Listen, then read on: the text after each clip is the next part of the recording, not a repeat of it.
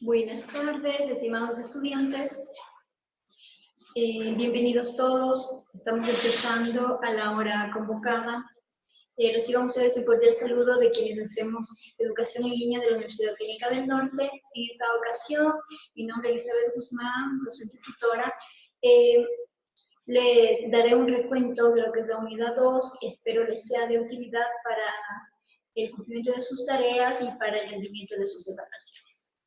Les sugiero, por favor, oculte el volumen, reduzca el volumen, ¿sí? Y por favor, estése atento. Si tiene alguna inquietud, alguna duda, por favor, sepa escribir dentro de donde corresponde y en las dudas y inquietudes. Nuestra unidad 2 se llama Historia Universal.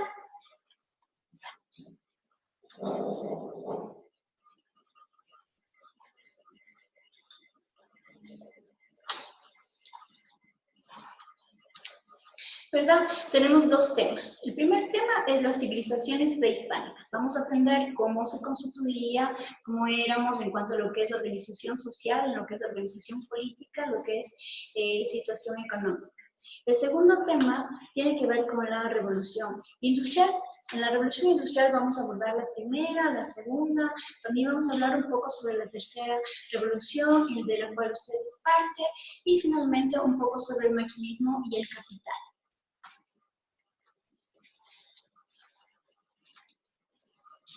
El objetivo de esta videoconferencia es dejarle a usted algunas pistas para que pueda determinar cómo era la organización económica, social, política de este pueblo inca, de este pueblo andino. Denotando algunos hechos históricos y comparando con lo que el día de hoy usted conoce. Lo primero, vamos a conocer dónde estaba extendido este imperio inca. Este imperio inca estaba en lo que es América del Sur, estaba alrededor de las costas. Teníamos algunos países, como usted puede apreciar en la diapositiva, podemos apreciar que estaba Ecuador, cruzaba también por Perú, por Bolivia, por Chile y por Argentina. ¿Cuál es la particularidad de este imperio? Tenía aproximadamente 2 millones de kilómetros. Si nosotros podemos comparar, nuestro país Ecuador tiene 283.000 kilómetros, aproximadamente de 9 a 10 veces más grande que todo nuestro territorio. Entonces era grande, ¿sí? Es importante también mencionar de que los inicios estuvieron 1200 años después de Cristo. ¿Sí? Tuvo su apogeo en dos siglos. Aproximadamente la historia nos indica de que fue su decadencia en el siglo XVI. Bien, la capital de este imperio inca estaba situada en el Cusco, lo que hoy conocemos como Perú. ¿Sí? Aquí residían los incas, residían con su familia y ejercían su poder, administraban de forma pública. También tenían almacenes, tenían barrios, estaban organizados, ¿sí? Tenían un sistema de riego muy privilegiado para ese entonces. Lo único que les hacía falta era la aplicación de la matemática, ¿sí? También tenían importantes templos. Estos templos ahora nosotros los conocemos como las ruinas y ahora para nosotros es un atractivo turístico.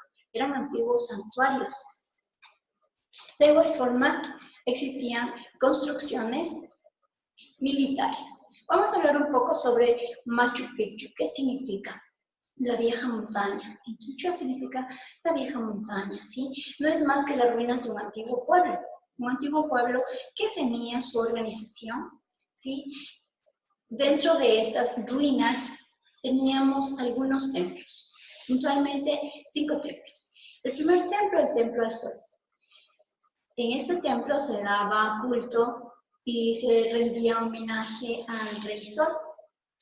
El templo de la luna, de igual forma a la luna, estaba construido debajo de una roca impresionante. Tenemos el tercero, que es el templo del cóndor. El cóndor, para nuestros pueblos andinos, era un animal muy importante, ¿sí? Muchos lo veneraban. Tenemos el cuarto templo, dentro de estas ruinas, que es el de las tres ventanas. Con este templo podemos apreciar la salida del sol. De igual forma tenemos un templo principal. El templo principal es aquel donde tenían los rituales más importantes, los incas. Tenían un significado muy espiritual para ellos.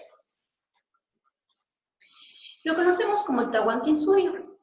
Este imperio tenía 4 regiones, ¿sí? Por ende viene del quichua Tahua, que significa 4. ¿Cuáles son las regiones? Las regiones: al norte, la región del Tigrillo; al oeste, la región del Cóndor; al sur, la región de la Llama; y al este, la región del Jaguar, ¿sí? De esa forma se la conocía antiguamente. Bien, vamos a hablar cuál era la forma de gobierno, ¿sí? Quiero que se fijen en las palabritas que dicen monarquía, absolutista y teocrático. Vamos a comprender cómo funcionaba este tipo de gobierno. Monarquía porque primero descendía de una dinastía conformada por una familia que tenía el poder, lideraba, administraba, ¿sí? Y quienes estaban en el poder necesariamente tenían que ser descendientes de esa familia real. Absolutista, porque las decisiones de este inca nadie las contradecía. Las decisiones de este inca eran absolutas, ¿sí? Él no rendía cuentas ni al parlamento ni al pueblo. Y finalmente dice teocrática. ¿Qué significa teocrática? Significa que dentro del gobierno él tenía la autoridad y creía que debía también influir en la parte espiritual de los ciudadanos, ¿sí? De esa forma era un gobierno con monarquía, absolutista y teocrática. Bueno, el poder se concentraba en el inca. El inca era el monarca, el dueño de todas las tierras del imperio y de lo que había en ellas y de lo que se producía en ellas. Era la máxima autoridad y su poder se obtenía mediante herencia. Tenía que ser un descendiente del monarca. Vamos a hablar sobre la organización política del Tahuantinsuyo, ¿sí? Cuando nosotros hablamos de esa organización política, usted va a ver que se asemeja a lo que ahora conocemos como la división política del Estado, ¿sí? Vamos a ver. La máxima autoridad era en este caso, el monarca. Él se encargaba de gobernar para su pueblo y aplicaba algunos principios: la reciprocidad y la redistribución. Todos los bienes eran tributados para el monarca por parte del pueblo. Estos bienes y estos recursos eran almacenados, ¿sí? ¿Para qué eran almacenados? Porque tenía que administrar y luego tenía que redistribuir a todas sus familias. Independientemente si es que en sus cosechas le fue bien o le fue mal, o si algún fenómeno natural dañó la cosecha, el monarca tenía la obligación de proveer a esa familia, de brindarle el sustento. Siendo así, un historiador político, catedrático universitario, Enrique Ayala Mora, a esta administración la denominaba como los primeros rasgos socialistas en nuestros pueblos andinos. ¿Por qué? Porque el socialismo está enfocado en que se administra los bienes por una sola persona, en este caso el monarca, su familia, ¿sí? Y se distribuye a todas las familias, no se les deja sin el sustento y se preocupa por el bienestar de cada uno de ellos, razón por la cual este historiador argumenta de que este sistema fue socialista. Sin embargo, no podríamos elegir a nuestro gobernante porque ya entendimos que era absolutista y era una monarquía. Bien, vamos a ver que existe una organización política en el Tahuantinsuyo, similar a la que nosotros tenemos ahora en nuestro país. Primero tenemos el Auqui. El Auqui es el hijo del monarca. Este es el príncipe heredero, es quien va a gobernar y es escogido por el Inca. Luego tenemos un consejo imperial conformado por personas sabias que asesoran, ¿sí? al Inca. Tenemos también a Punchi o Cápac Apo, que eran los gobernadores. Así era la función de nuestros actuales gobernadores. Luego, Tucuy, Ricuy, eran funcionarios del Estado que iban de incógnitos a ver si se aplica sí o no las leyes dentro de los territorios. Más o menos hacían la función como algunos auditores, ¿sí? Como algunos contralores. Finalmente teníamos el curaca. ¿Quién era el curaca? Aquel jefe local. Este jefe local estaba, por supuesto, en contacto con los comuneros, con las comunidades, ¿sí? Tenía una muy buena relación. Él velaba por el orden, velaba por el trabajo y la producción, ¿sí? Él más o menos es como ahora nuestros alcaldes, ¿sí? Nuestros jefes locales. De igual forma,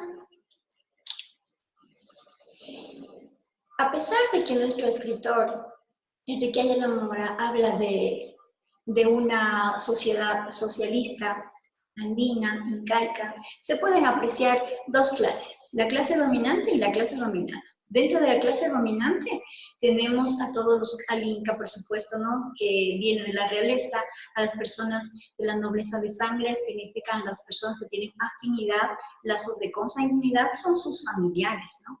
La nobleza de privilegio, son los ascendidos a nobles, aquí pueden estar también guerreros. La nobleza local, que son los curacas, que ya hablamos de ellos, son los líderes de las comunidades, sí tienen mucha relación con los ciudadanos. Y dentro de la clase dominada, en cambio, tenemos los hatundunas, son los ciudadanos comunes, como ahora nos podríamos decir, es el pueblo, ¿sí? Los mitimaes eran los colonizadores e inmigrantes obligados, personas que habían venido de otros lugares y que ahora eran parte de estos pueblos. Los yanaconas eran servidores perpetuos del Inca, de igual forma descendían sus familias con estas mismas labores. Teníamos los piñas, parte de la clase dominada, eran prisioneros de guerra peligrosos, ¿sí? Entonces, podemos apreciar en esta representación gráfica de que existen dos clases, la dominante y la dominada, aún con estos rasgos socialistas. ¿Qué aspectos podemos destacar? Primero, el Estado se preocupó de la alimentación de su pueblo, por ende trabajaba en lo que era la agricultura, trabajaba la tierra, cuidaba el agua, tenía canales de riego muy sofisticados para ese tiempo y también tenía mucho respeto con lo que es el cuidado del medio ambiente. Si es que alguien no cumplía las disposiciones para cuidar de ello, tenía severas sanciones. ¿Por qué era importante el cuidado de estos recursos? Porque en ese entonces no existía dinero, por supuesto, tampoco existía algún otro metal precioso que ellos conociesen, ¿sí? Que pudiera sustentar la riqueza de su pueblo. Entonces, prácticamente la riqueza de su pueblo estaba en lo que es la agricultura y el cuidado de sus recursos naturales. Sí tenían oro, ¿no es cierto? Pero el oro no sabían cuánto valía. Ellos tenían artefactos de oro, que construían también parte de sus templos con estos metales preciosos, pero no sabían cuánto valía. Bueno, chicas, pasamos a la segunda revolución industrial. La revolución industrial, perdón, el segundo tema. Vamos a empezar con la primera revolución industrial. Habíamos dicho al iniciar que existen tres. La primera data del año 1760 en Inglaterra, ¿sí? Esa primera revolución industrial produce algunos efectos. Lo primero, cambios en la industria y en la organización económica social. Empiezan a aparecer personas un tanto más pudientes. Permitió el crecimiento económico sostenido a los países a nivel mundial. Hubo el crecimiento económico de muchos países. Se extendió a gran parte de Europa Occidental y de Norteamérica. Se desarrolló de igual forma velozmente el nuevo modo de producción, ¿sí? A través de las máquinas. De igual forma, se desplazó a lo que es el feudalismo. Recuerde usted, antes teníamos el feudalismo, ¿sí? Los pueblos vivían con el trabajo de la tierra, recuerde el latifundio. Bueno, Esa primera revolución industrial prácticamente abolió todo ello. El triunfo de la burguesía sobre la monarquía. Aquí tenemos que hablar de algo importante. Vamos a definir un poquito qué es la burguesía. ¿Sí? La burguesía es de aquellas personas que empiezan a tener poder económico por haber incursionado en las máquinas y generar producción. ¿Sí? Dice que desplaza a la monarquía. Monarquías son las personas descendientes, como habíamos dicho al inicio, de estas dinastías que administran y gobiernan los pueblos. Se caracterizó esta primera revolución industrial por la mecanización de la industria y de la agricultura. ¿Sí? Esa agricultura ya no la hacíamos de forma manual, la hacíamos con máquinas. Y de la industria ya no la hacíamos de forma artesanal, incluimos máquinas. La aplicación de la fuerza motriz en la industria. Ya no usábamos tantas personas, sino la máquina. Aprendíamos a utilizar la máquina para transportar, para movilizar. Y el desarrollo del sistema fabril, ¿sí? Que era la inserción de muchas personas para la producción masiva y en grande de diferentes productos. Tenemos de igual forma el aceleramiento del transporte y las comunicaciones. ¿Sí? El transporte, obviamente, con la primera máquina de vapor fluyó, era una novedad, ¿sí? Y las personas realmente se fascinaron con ello. De igual forma, las comunicaciones, nos podíamos comunicar aunque estemos muy lejos, era algo demasiado novedoso para esa época.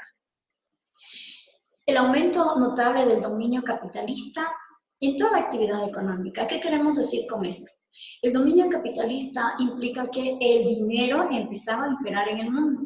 Quienes tenían dinero, aquellos inversores, podían arrancar empresas muy importantes y empezaba su trabajo a diferenciar, ¿sí?, con las demás personas que no incursionaban en ello. De igual forma, además de los impactos económicos, también hubo algunas secuelas sociales.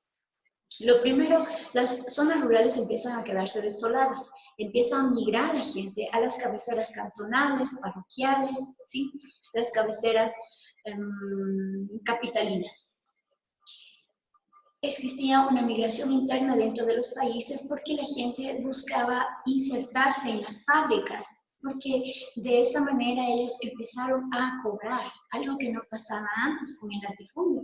En el latifundio lo que hacíamos es intercambiar, ¿sí?, y nos daban la parcela, de esa parcela se podía vivir. ¿Qué es lo que pasó con estas máquinas? En las fábricas empezaron a remunerar, significa que su trabajo, su tiempo, esa labor que estaba haciendo, estaba siendo reconocida, estaba recibiendo el dinero. Entonces, las personas dejaron los campos y fueron en busca de una plaza de trabajo en las fábricas nuevas.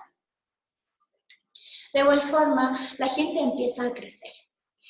Existe un movimiento migratorio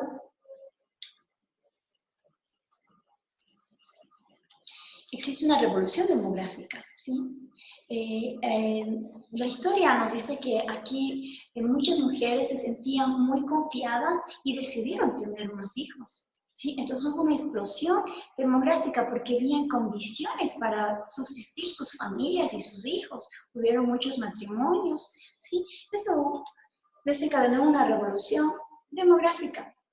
De igual forma, dentro de las consecuencias sociales, tenemos nuevas estructuras de trabajo propiciadas por el movimiento fabril, donde estaban aceptados hombres y mujeres. Hubo el desplazamiento del hombre por la máquina, donde había 10 hombres, posiblemente entraba una máquina, ¿sí? Entonces, ¿qué pasaba esto en las empresas? El momento que tenía que pagar la máquina, tal vez a plazos, tal vez a crédito, lo único que tenía que cargar el gasto es el desgaste de esa máquina, más no el valor de la remuneración de 10 o 20 obreros. Siendo así, empezamos a reducir el costo de producción de determinado producto. De igual forma, como los obreros empiezan a ser muchos, empiezan a organizarse, ¿sí? Empiezan a organizarse para buscar condiciones y a empezar a negociar. Así nace el proletariado. ¿Qué es el proletariado? Y en esta parte quisiera leerles una frase de Karl Marx. ¿Quién es? Es un filósofo, es un político de ese entonces, es comunista.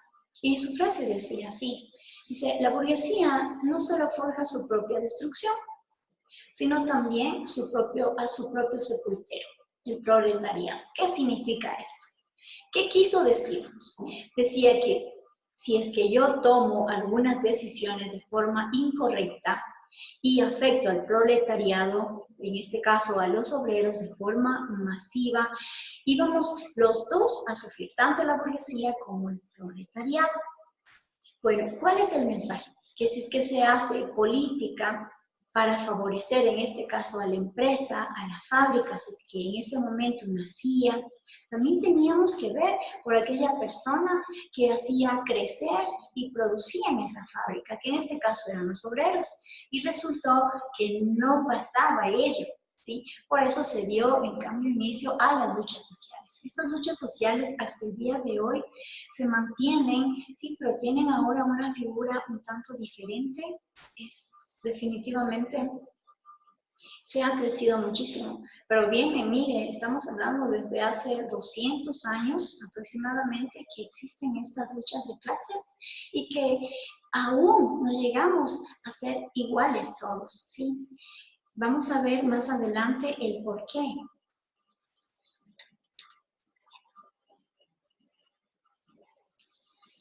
En esta lámina le vamos a explicar el por qué. La revolución produce un concepto, es el desarrollo económico sostenible. ¿Qué implica esto? Me voy a desarrollar económicamente, pero voy a aprender a mantenerme en el tiempo y voy a poder vivir de ello. ¿Sí? ¿Qué es lo que se produce?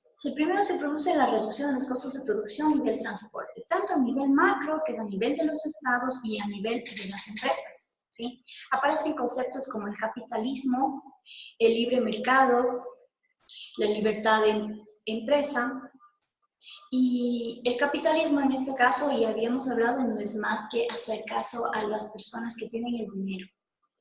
La propiedad privada, empiezan a generarse empresas, ¿sí? Y las bolsas se favorecieron, los bancos crecieron, y con todo ello la sensación de la riqueza crece en toda la sociedad. Todo el mundo quiere invertir, ¿sí? En ese tiempo había muchos créditos en los bancos para poder hacer las empresas.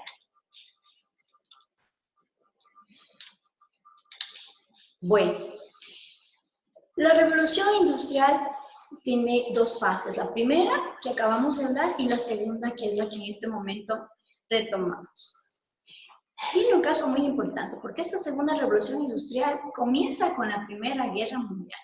Y un indicador de cuánto avanzó la revolución industrial justamente es el armamento con el que se enfrentaron las grandes potencias en esta Primera Guerra Mundial. Mire, en esta Primera Guerra Mundial se vieron los primeros submarinos, se vieron los tanques, se vieron aviones, se vieron ametralladoras y finalmente se vieron las armas químicas, ¿sí? Tanto así, Estados Unidos en esta Primera Guerra Mundial lanzó la primera bomba atómica, recuerde usted, a Japón, ¿sí? Los estados de Hiroshima y Nagasaki. ¿Sí? Y ahí prácticamente murieron 230,000 personas. Este fenómeno dio finalmente fin a la guerra. ¿Por qué dio fin a la guerra? Porque las potencias se dieron cuenta de que un enfrentamiento en ellos con este tipo de armas realmente nos conllevaba una destrucción inminente de la población. Había que frenarse, había que pensar lo que se hacía. Bueno, esta enseñanza nos ha permitido hasta el día de hoy tener décadas de paz, ¿sí? Este ejemplo le ponemos porque se afanaron las primeras potencias por el uso de la revolución industrial y empezaron a desarrollar algunos tipos de industrias que las vamos a ver en este momento.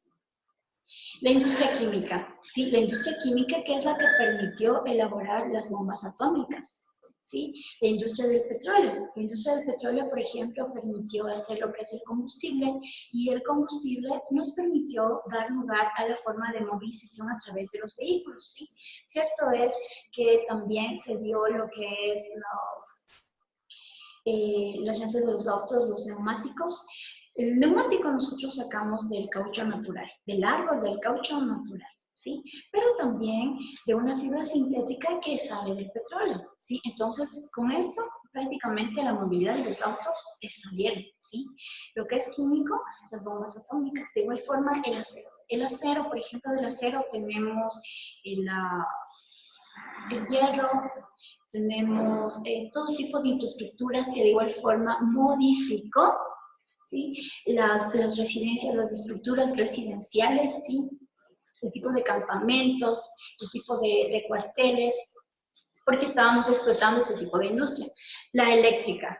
Y la eléctrica, usted sabe, antes, sin electricidad, sin iluminación, ¿sí? ¿Qué es lo que hizo la electricidad? La electricidad realmente dio giros y cambios al mundo, nos permitió condiciones de vida mejores. Existieron algunos progresos esenciales que es importante mencionarlos. Ya tenemos vehículos a gasolina, tenemos el telégrafo, la transmisión de ondas electromagnéticas, tenemos la bombilla incandescente, el neumático.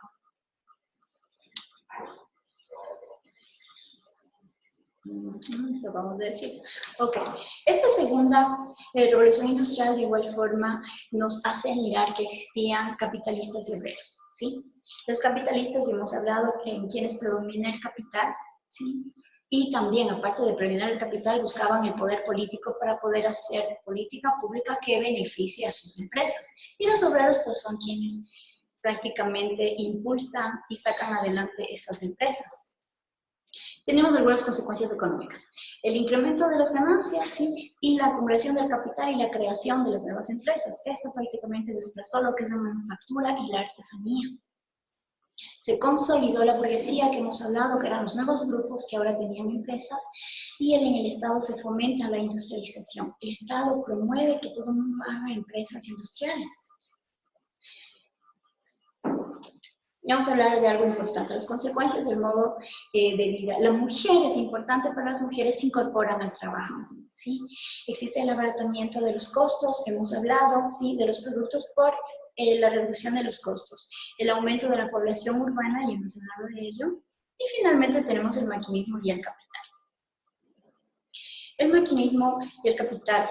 El inicio de ese periodo se relaciona con el desarrollo del motor a vapor. Existieron otros inventos sumamente importantes, como el motor de explosión o de combustión, que permitió el arranque de otros tipos de máquinas mucho más grandes. Hemos hablado también, chicas y chicos, sobre la electricidad.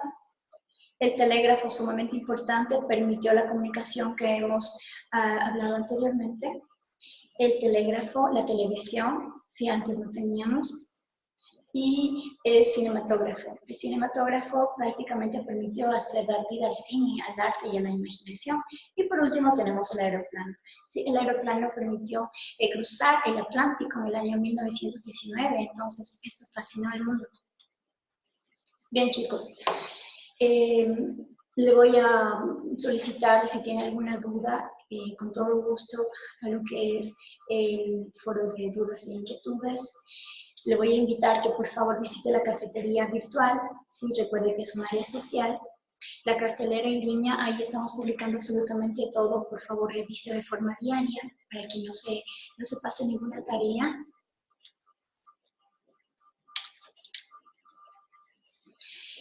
Bueno, chicos, tenemos un minuto más y quiero aprovechar este minuto para felicitarle y espero haberle dejado a usted algunas pautas para que pueda elaborar los deberes. Recuerde que la situación que el día de hoy atraviesa nuestros países, de los cuales somos parte, tienen una trayectoria histórica.